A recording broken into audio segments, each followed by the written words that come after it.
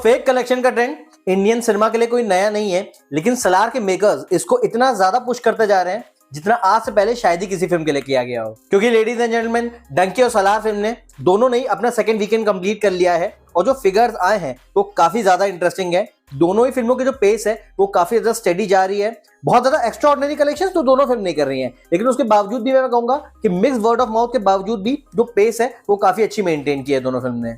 तो सबसे पहले मैं इस वीडियो में डंकी और सलार फिल्म के ओरिजिनल कलेक्शन बताऊंगा, फिर बताऊंगा कि कौन से कलेक्शन फेक आ रहे हैं प्रोड्यूसर्स की तरफ से, और साथ में ये भी बताऊंगा कि कौन सा रिकॉर्ड शाहरुख खान ने बना लिया है क्योंकि आज से पहले किसी भी बॉलीवुड एक्टर ने नहीं बनाया है। सबसे पहले अगर मैं डंकी फिल्म की बात करूं तो एज वी ऑल नो कि फिल्म का जो वर्ड ऑफ माउथ है वो थोड़ा बहुत मिक्स जा रहा है। जहां कुछ ऑडियंस को ये फिल्म एक अच्छी फैमिली एंटरटेनर फिल्म लग रही है, वहीं कुछ ऑडियंस ने इस फिल्म को बिल्कुल आउटराइट रिजेक्ट कर दिया है। और इसी वजह से डंकी ने अपने सेकंड वीकेंड पे अच्छी खासी ग्रोथ तो देखी, लेकिन ये ग्रोथ उतनी नहीं थी जो कि ऑडियंस इससे एक्सपेक्ट कर रही थी। कल यानी 1 जनवरी को इसने 9.05 करोड़ कमाए हैं और अब इसी के साथ डंकी का हिंदी नेट टोटल हो चुका है 196 करोड़ का। तो ओवरऑल कलेक्शंस के बारे में ये कहा जा सकता है कि कलेक्शन डिसेंट है, पर हम सभी जानते हैं कि पठान और जवान फिल्म के जो कलेक्शंस थे वो बिल्कुल अर्थ शैटरिंग थे, और इस वजह से डंकी से भी ये एक्सपेक्ट किया जा रहा था कि मिनिमम बॉक्स ऑफिस पे 300 से 400 करोड़ का बिजनेस तो करेगी। लेकिन अब देखने में ऐसा लग रहा है कि डंकी फिल्म का जो लाइफ टाइम कलेक्शन होगा वो तकरीबन 250 करोड़ के आसपास ही होगा। वहीं अगर मैं वर्ल्ड वाइड कलेक्शन की बात करूं तो वर्ल्ड वाइड भी डंकी ने काफी अच्छी होल्ड दिखाई है। सभी जानते हैं कि शाहरुख खान को ओवरसीज का किंग कहा जाता है, और इसी वजह से इस सब्जेक्ट को यानी डंकी वाले कॉन्सेप्ट को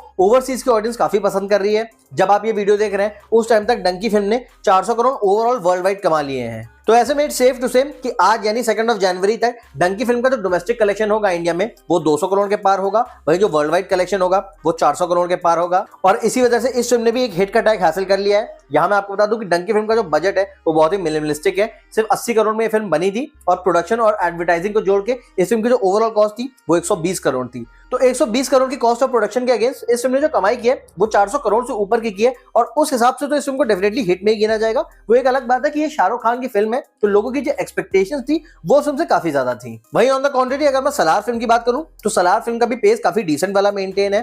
फिल्म का भी वर्ड ऑफ माउथ अगेन थोड़ा बहुत मिक्स था। कुछ लोगों को ये फिल्म बहुत ज्यादा पसंद आई, लोगों को जो गेम ऑफ थ्रोन्स जैसा कॉन्सेप्ट है वो काफी ज्यादा यूनिक लगा इंडियन सिनेमा के लिए। वहीं ऑन द अदर हैंड एक ऐसी सेक्शन ऑफ द ऑडियंस भी है जिसको ये फिल्म नहीं पसंद आई। लोगों को लगा कि ये फिल्म बहुत ज्यादा डार्क है और लोग प्रशांत नील से काफी बेटर फिल्म एक्सपेक्ट कर रहे थे, कुछ केजीएफ के लेवल की। तो अगेन इस हिट एंड मिस के चक्कर में सलार फिल्म ने भी अपने सेकंड वीकेंड पे ग्रोथ तो देखी, लेकिन वो ग्रोथ बहुत ज्यादा नहीं थी। कंसिडरिंग की फिल्म ने तेलुगु लैंग्वेज में फर्स्ट डे 90 करोड़ से भी ऊपर कमाए थे, तो ऐसा लग रहा था कि एटलीस्ट तेलुगु लैंग्वेज में तो ये फिल्म अच्छा पेस मेंटेन करेगी। लेकिन आपको बता दूं तेलुगु में भी अब ये फिल्म सिंगल डिजिट में ही कमा रही है। इनफैक्ट अब जो कलेक्शंस आ रहे हैं वो तेलुगु बेल्ट के और हिंदी बेल्ट के ऑलमोस्ट सेम आ रहे हैं। जिस टाइम आप ये वीडियो देख रहे हैं उस टाइम तक सलार फिल्म ने 361 करोड़ की कमाई कर ली है। वहीं अगर मैं हिंदी लैंग्वेज की बात करूं तो इसने तकरीबन 123 करोड़ कमा लिए हैं। और सबसे इंटरेस्टिंग बात यह है कि डंकी और सलार के बीच का जो गैप है सिंगल डे कलेक्शन का वो अब कम होता जा रहा है। इनफैक्ट कल तो डंकी और सलार दोनों ही फिल्मों ने 9 करोड़ कमाए हैं, और ऐसे में यह कहा जा सकता है कि सलार भी अपने लाइफ टाइम में 150 करोड़ से ऊपर का बिजनेस करेगी हिंदी बेल्ट में।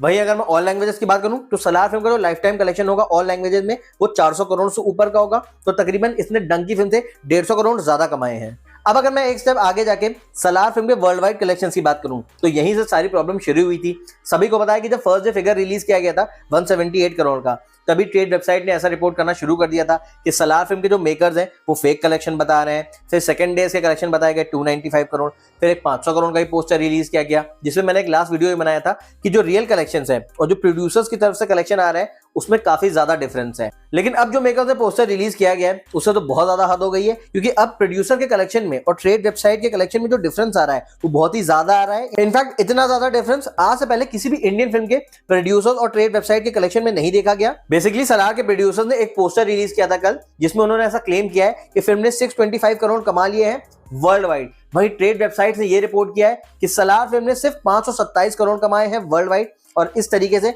जो डिफरेंस है वो अप्रोक्सीमेटली 100 करोड़ का है। और यही रीजन है कि सलार फिल्म की लगातार सोशल मीडिया पे ट्रोलिंग हो रही है, क्योंकि ये कॉन्स्टेंटली होता जा रहा है कि उनके और ट्रेड वेबसाइट के कलेक्शन में बहुत ज्यादा डिफरेंस है। यहां मैं आपको ये भी क्लियर कर दूं कि ऐसी कोई ट्रोलिंग डंकी फिल्म के साथ भी हुई थी, लेकिन वहां पे क्या हो रहा है कि ट्रेड वेबसाइट और प्रोड्यूसर्स के कलेक्शन में जो डिफरेंस है वो काफी ज्यादा मिनिमलिस्टिक है। इसको आप ऐसा समझ सकते हैं कि परसों जब डंकी फिल्म का पोस्टर आया था कि फिल्म ने 380 करोड़ वर्ल्ड वाइड कमाए हैं, तो वहीं ट्रेड वेबसाइट कह रही थी कि डंकी ने 370 करोड़ वर्ल्ड वाइड कमाए हैं। And as I always say कि जो 5-10 करोड़ का बेनिफिट ऑफ डाउट है वो ट्रेड वेबसाइट वैसे भी देती है। वो ऐसा मानती है कि हो सकता है कि इंडिया में कुछ ऐसे थिएटर्स हो जिनको वो टैप ना कर पाई हो, और मे भी कुछ ऐसा हो सकता है कि कुछ छोटे गांव के या छोटे सेंटर्स के कुछ ऐसे ऐसे सिंगल स्क्रीन हो जिसका डेटा उन तक ना पहुंचा हो। बट सलार के केस में जो प्रोड्यूसर्स का फिगर है वो बिल्कुल लॉजिक से ही बाहर चला गया है, और उससे भी ज्यादा ये प्रॉब्लम आ रही है कि बुक माई शो पे जो इस फिल्म की फेक बुकिंग दिखाई जा रही थी वो ट्रेंड अभी तक कंटिन्यू हो रहा है। बेसिकली सलार के मेकर्स पे इल्जाम लगा था कि जितनी भी नेशनल सिनेमा चेन्स है यानी पीवीआर, सिनेपोलिस और आइनॉक्स, उन सभी में कुछ सीट्स को बेसिकली आगे की रोज को ब्लॉक दिखाया जा रहा है, जहां पे आपको बुक करते टाइम ऐसा लगेगा कि आगे की सारी सीट्स बिक गई हैं, लेकिन जब आप शो देखने जाएंगे तो आप देखेंगे वो सारी की सारी सीट्स खाली हैं। अब इसमें भी इंटरेस्टिंग बात यही है कि डंकी फिल्म के साथ आपको ये ट्रेंड नहीं देखने को मिलेगा, यानी जब आप डंकी के टिकट बुक करेंगे तो जो भी सीट्स आपको बुक दिखेंगी वो वही सीट्स होंगी जो कि ऑडियंस ने एक्चुअल में बुक की हैं। लेकिन इन केस अगर आप नेशनल सिनेमा चेन में सलार के टिकट बुक करेंगे तो आप नोटिस करेंगे कि आगे की जो रो है ABCD, उनकी मैक्सिमम सीट जो है वो बुक्ड है, और उसमें भी इंटरेस्टिंग बात यह है कि सारे के सारे शोज की सेम ही सीट बुक्ड है, यानी आज के शोज की भी आगे की रोज बुक्ड है, कल के शोज की भी आगे की रो बुक्ड है, परसों के शोज की भी आगे की ही रो बुक्ड है।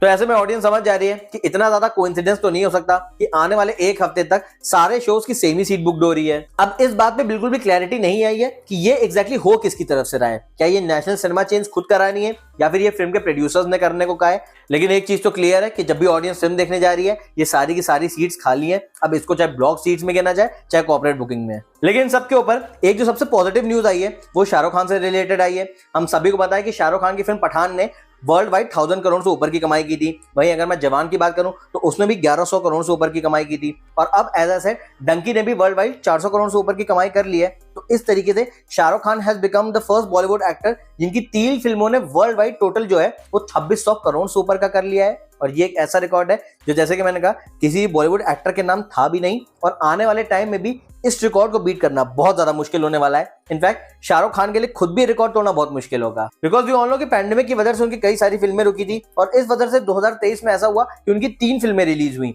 लेकिन आगे आने वाले टाइम में ऐसा स्ट्रॉन्ग कोइंसिडेंस बहुत कम ही हो सकता है कि एक साल में वो 3 फिल्में दें और उन 3 फिल्मों का जो वर्ल्ड वाइड टोटल हो वो 2600 करोड़ से ऊपर हो।